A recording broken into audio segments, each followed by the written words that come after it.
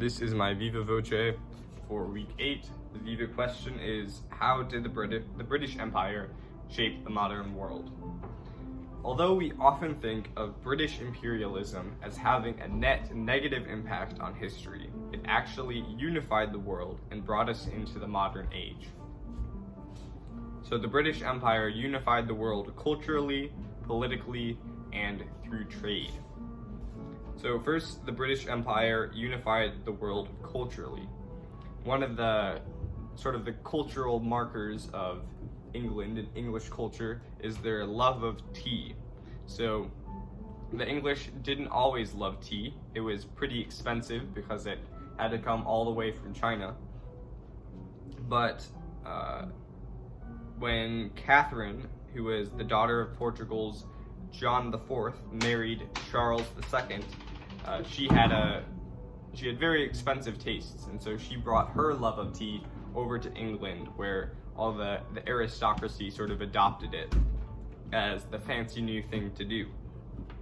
And it was originally expensive, but it became more of a commodity as the East India Trading Company increased their import of it.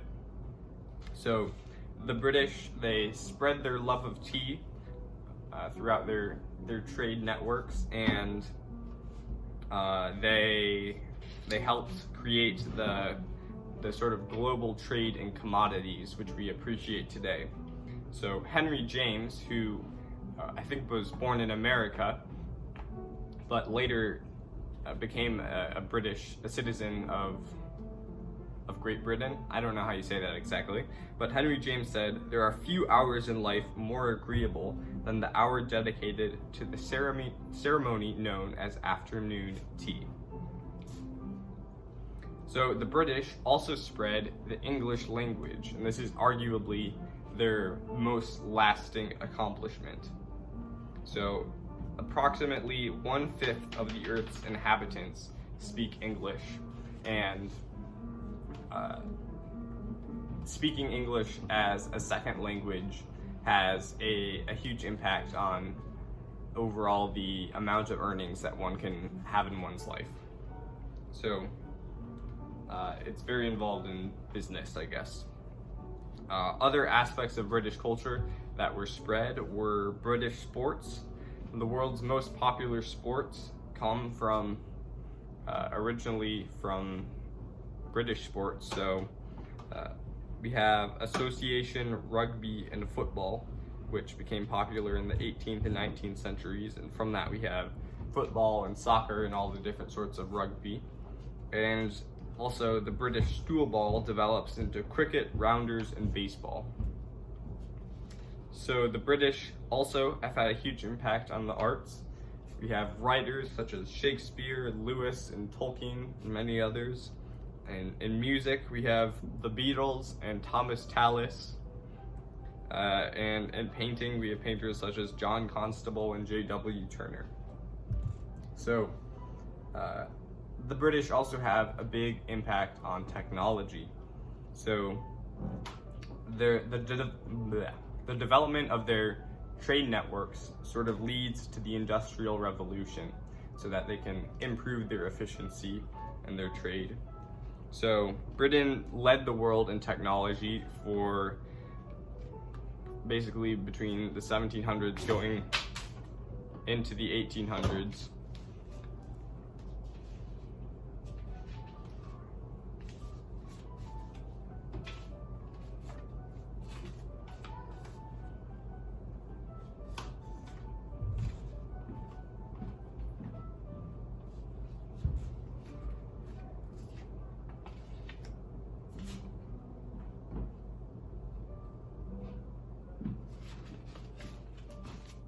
I just dropped all my Viva cards.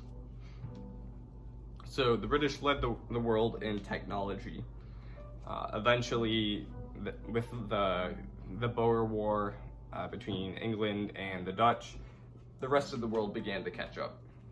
But for for the longest century, they were leading the world.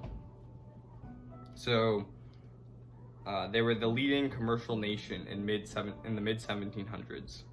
And some British used social Darwinism to explain their dominance. So British food has also been influential, from fish and chips to a toad in the hole, a full English breakfast, and also sandwiches. You will see these foods in other places throughout the world now. So secondly, the British Empire influences politics. So the British system of governance is the Commonwealth. No, that's not right. Rather, the Westminster model. But the Commonwealth is this idea of a sort of a union of the nations that were once under British control. So it includes most of their colonies, such as Canada, Australia, a couple in Africa, and so I think India as well.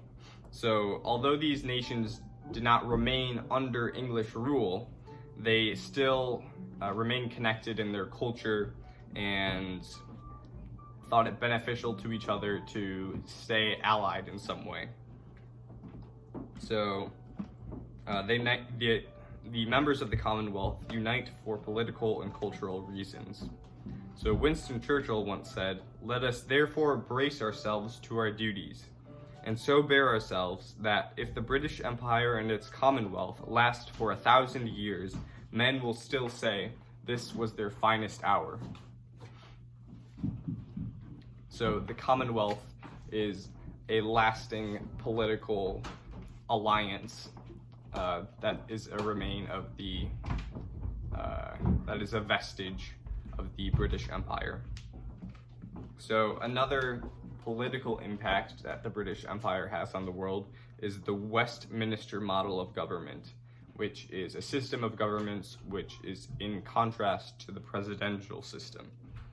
So this was the system established throughout the empire, both in its top level governance as well as in lower levels of government. So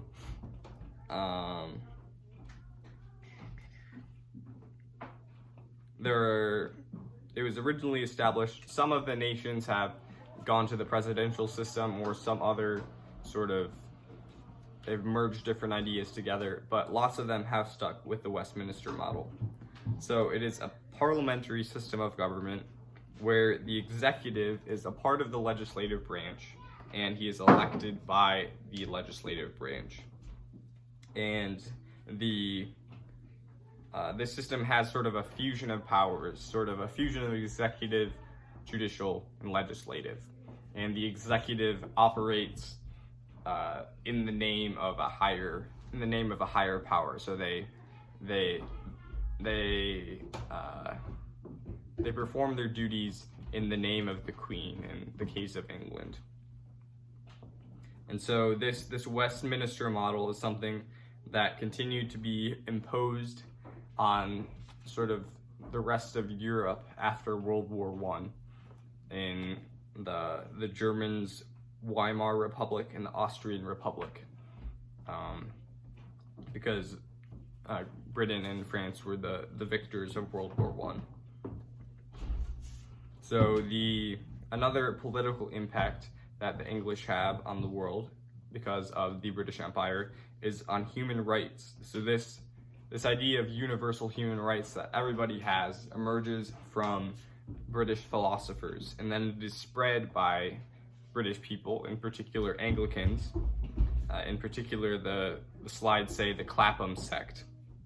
So they decided that they were going to fight against slavery using the British Navy. And so they were going to get rid of slavery within England and then make everyone else get rid of slavery. So Michel Toussaint says, starting in the second half of the 19th century, Britain considered it an imperial responsibility to enforce what we now understand as a universal standard of human rights. So thirdly, the British Empire formed the world through trade. So Britain relied on trade. It was the lifeblood of Britain.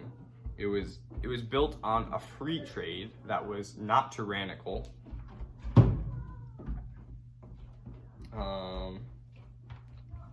So the British trade was not tyrannical. However, they were very dominant in the world.